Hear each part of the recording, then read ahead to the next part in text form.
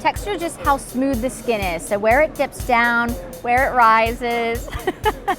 I'm so low. Don't worry, the idea behind this is you get the reading and now you can go and you can do treatments to improve everything. As a beauty editor for NewBeauty magazine, there is always a new product, treatment, or trend to try. I'm Ana Jimenez. Follow me and some of my favorite experts in the industry as we experience everything the beauty world has to offer. This is Beauty Experienced. Whenever I'm at a beauty convention, it seems like there is always some new secret to perfect skin. And I don't know about you, but I get overwhelmed. There is so much information and so many products out there. So in this episode, I go on a mission to transform my skin. I want to find out from skincare experts, first, if it's even possible, and second, the exact formula for more vibrant, youthful skin. To perform this experiment, I start with a complexion analysis from the Visia, a machine that compares my skin to thousands of other women my age. What we're looking at here, this is going to be your spots. So the way that we look at spots is going to be any type of pigmentation change. So you're at 55%, we can see on the scale, so you're about average. Next one is going to be fine lines and wrinkles. Ooh, this is not looking good. The light green are going to be fine lines, the darker green are deeper wrinkles. You can see here in the 26th percentile. So you do fall a little bit below that average for your age on wrinkles. All right, that's depressing. As you can see, my percentages were not up to par. What really shocked me was my skin texture. I only got a 6%, way below average. Well, thank you for this, Tiffany. No problem. I have a lot of work to do on my skin now. You've given me some homework. Well, I will print this off for you. You can take it to your local physician. Okay. And ask them what they would recommend viewing those scores. That's exactly what I'm gonna do. Skin problems like these call for professional advice. So a week later, I was at dermatologist Jennifer Ahdout's office in Beverly Hills, California. So Ana, what were you most surprised about when you saw your results? So I notice here that I have a texture issue, which I think might be one of the biggest signs of aged skin, right? Everybody wants even texture, even tone of the skin, but what does that really mean? To me, what that means is having a smooth surface and not having a lot of dead skin that's kind of hanging out there. So what can we do to kind of remove that layer and to kind of make things smooth?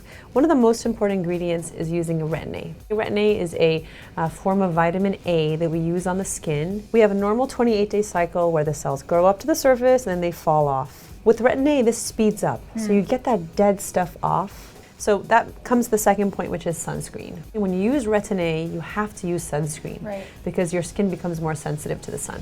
So most people ask me, what kind of sunscreen do you suggest, Doc? SPF 30 or above. I prefer to use the physical, or they're also called mineral sunscreens. There's two ingredients there, zinc oxide and titanium dioxide. So these are the shields. These are the ones that I actually like the most. So can you really reset your skin in a certain amount of time?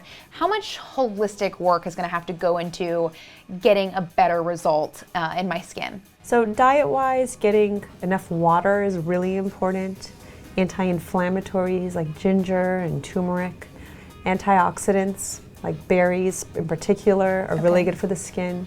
Antioxidants are kind of the heroes and free radicals are the enemy. So antioxidants kind of go out and eat up those free radicals in our skin. In terms of lifestyle, getting enough sleep is really important. Okay. Topically on the skin, my two staples are sunscreen and Retin A. After I left the doctors, I stocked up on good skincare products. I got a retinol from SkinMedica, a hyaluronic acid serum from Elizabeth Arden, a moisturizer for dark spots from Olay, an eye cream from Lip Lab, and finally a physical sunblock from Glytone. For the month, as my skin started to peel off, I ate lots of vegetables and drank tons and tons of water. When it was finally time to see my results, I went to see Los Angeles plastic surgeon, Dr. Grant Stevens. At his office, I got my picture taken on the Visia machine for the second time. Pores 79, that's really good.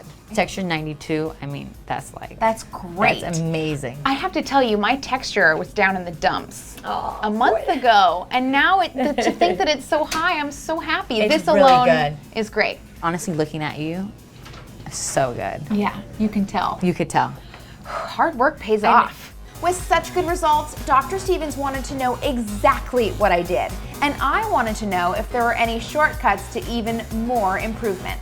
Now I know I did a lot of things. Like you said, it was a lifestyle change. But what do you think maybe was the number one thing I might have done right? Hydration alone. If you had done nothing but hydrate and lowered your caffeine and lowered your alcohol, you would have improved. Yeah. So there's no product there. Right. But you coupled that up with moisturizers and very active ingredients with the retinols, and then you avoided the sun with sunscreen. It is so hard to identify the one thing that had these wonderful results for you. 4 weeks later. 4 weeks later. And look at what we got. And I got 92. It works. It's unbelievable. I life changed and my skin changed. Right. How should a woman that maybe wants to see some quicker results come in, and what kind of procedures can she have done in a doctor's office that could maybe up these numbers too? If someone wants to jumpstart it, and let's say there's brown spots, we have all sorts of ways we can get rid of brown spots with technologies we have, from IPL to various fractionated lasers and so forth. We also know with fractionated lasers, we can minimize pore size. Okay. We have seen improvements with pore size, also with the hydrofacial.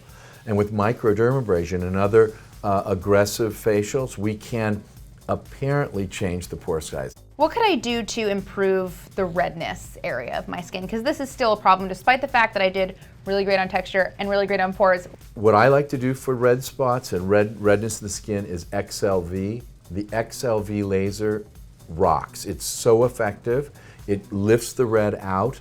It really is terrific. Now, if a person doesn't have XLV, there's all sorts of IPLs, or a intense pulse light. We like to use limelight, but there are many IPLs. But it's not the same on everybody, and it starts with a lifestyle change. I'm really impressed with myself.